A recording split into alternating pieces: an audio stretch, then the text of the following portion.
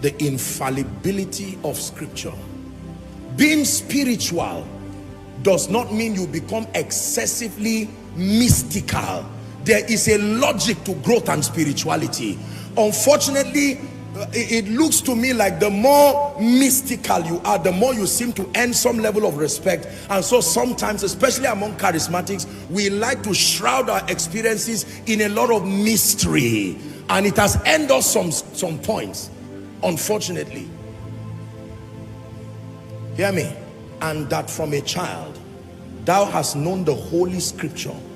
The reason I believe why some of us have survived this storm of error is not necessarily because we are better than those who have been swept away. I truly believe it's because of the privilege of the foundation that some of us had.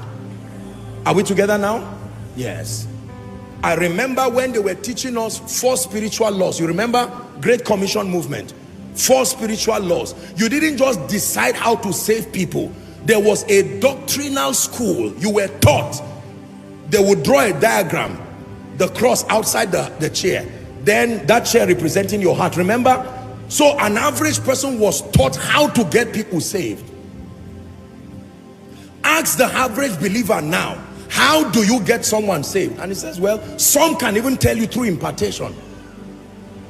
And I'm not being sarcastic, because the average believer does not understand. And I'm saying this with all due respect. There needs to be a restoration or a balance. There is too much selling of prophetic revelations within the charismatic Pentecostal circles.